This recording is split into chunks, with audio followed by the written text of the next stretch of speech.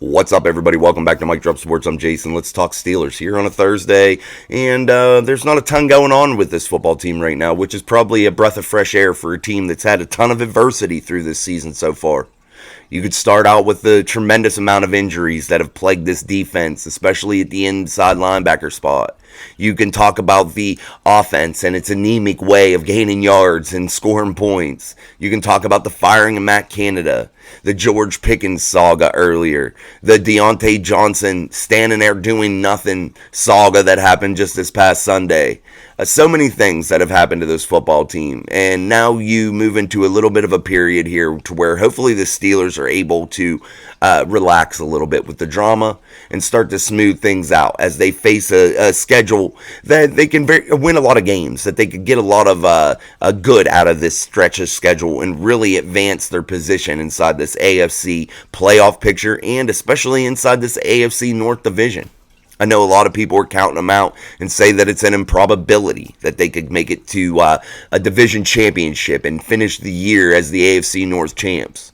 But if you really look at the schedule like we've talked about, you can really do that. It's a real practical thing, and it's not even very far-fetched.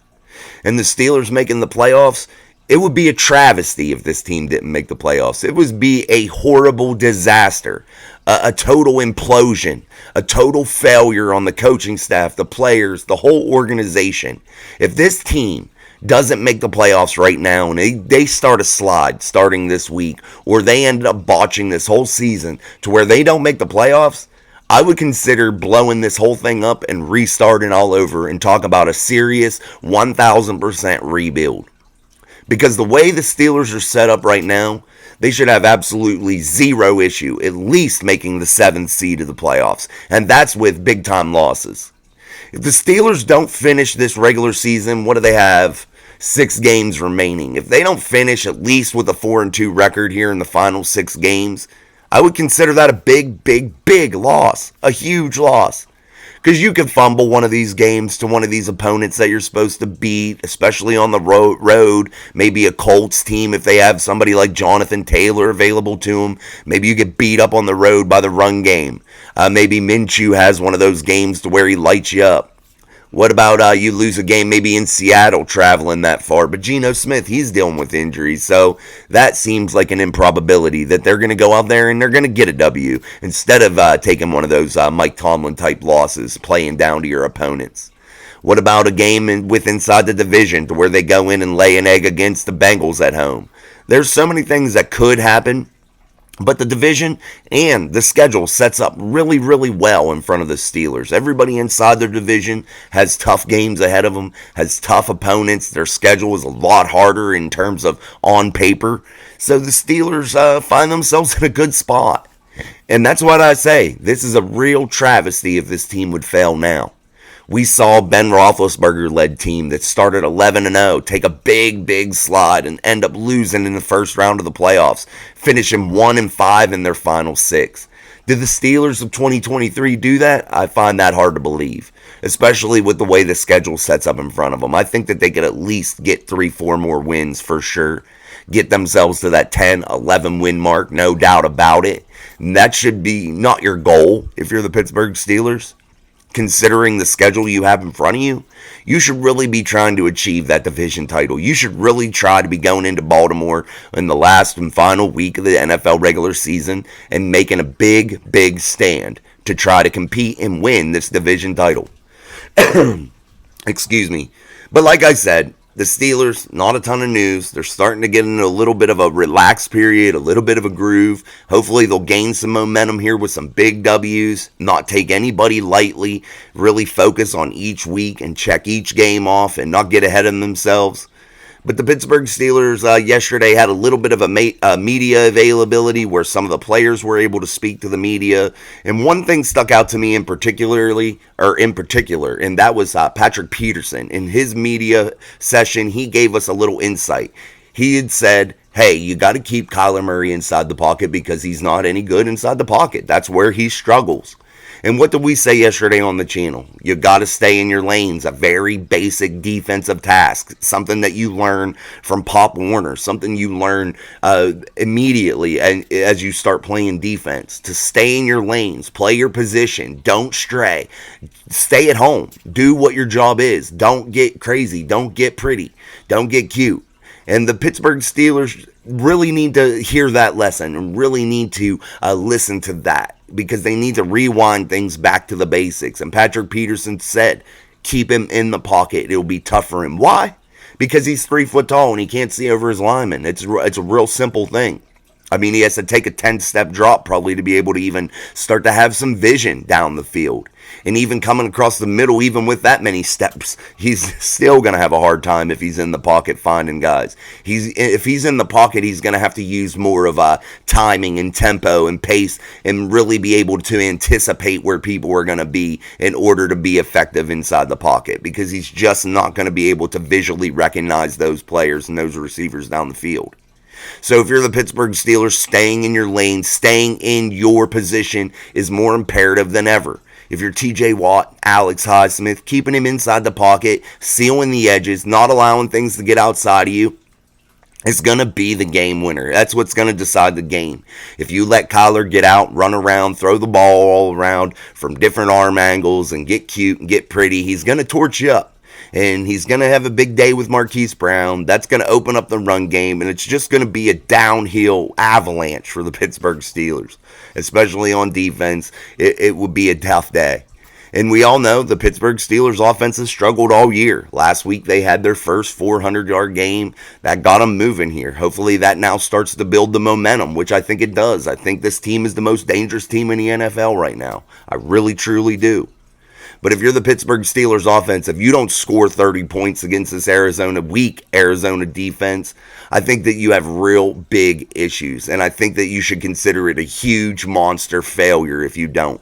This Steelers offense should have a day Sunday. The way this defense plays, they have some good safeties, but in general, all around as a complete unit, I think they are very, very flawed. And if you're the Pittsburgh Steelers, running the football should be easy. Doing those types of things to get your team that momentum, that rhythm, it should be really easy to get going. And I look for the Steelers to be ahead by double digits at half. I look for them to really be laying a beat down on the Arizona defense. And we'll see how Kyler Murray reacts. We'll see how they play on the road. We'll see how they handle the crowd noise. But will this be the game where the offense has to carry that defense? Does Kyler get hot? Does Marquise Brown get hot? Marquise Brown dealing with a little bit of a heel injury, so maybe he won't be as effective. James Conner's not their every down back. Maybe he won't be as effective trying to get like a little revenge against his former team, maybe. But the Pittsburgh Steelers set up perfectly, guys. And those things that we talked about, those basic things, are what they need to do this Sunday to secure victory. And that's what they have to do.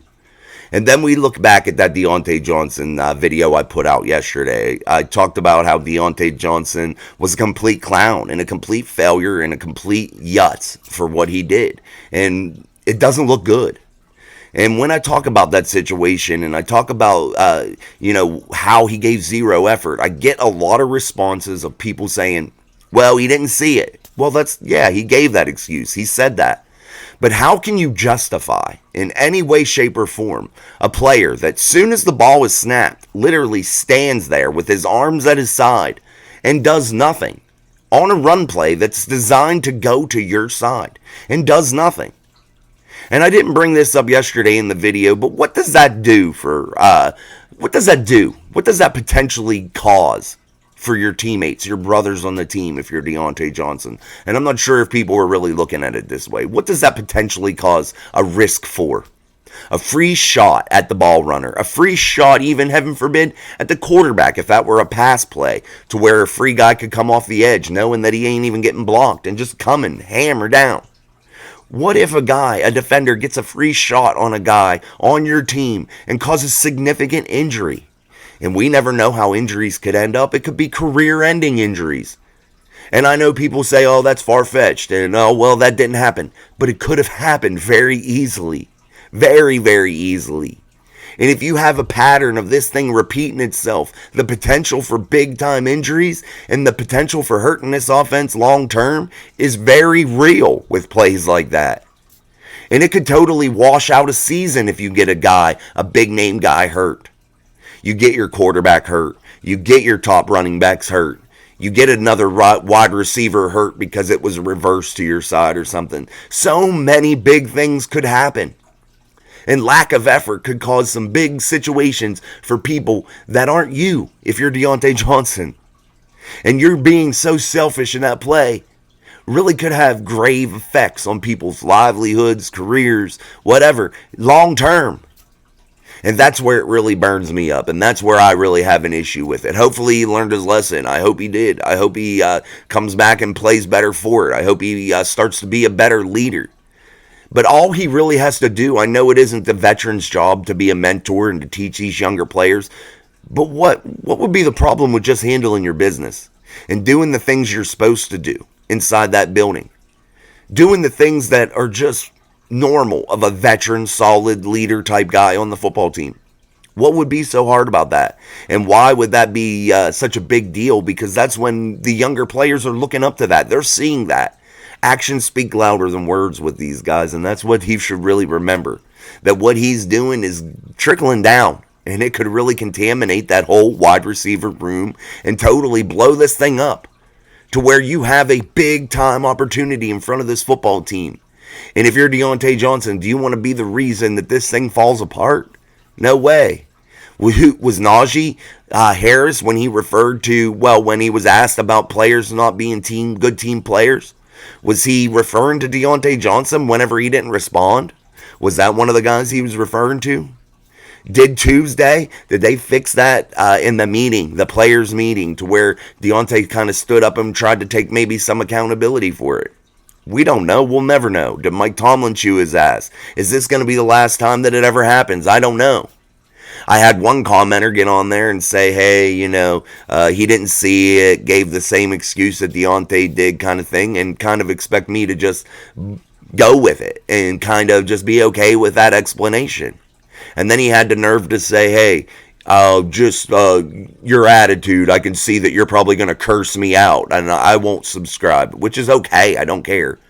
But to say that kind of thing when you've never watched anything that I do, you don't really know how I interact with the viewers. So to say those types of things are completely false. And I appreciate it if you don't do that, because here on Mic Drop Sports, we're always giving everybody the opportunity to voice their opinion. Even if I don't agree with you, we'll still talk about it. It doesn't matter if I agree with you. It doesn't matter if you agree with me. It's all about talking about it and having fun talking about it. And that's the big thing that we're trying to achieve here.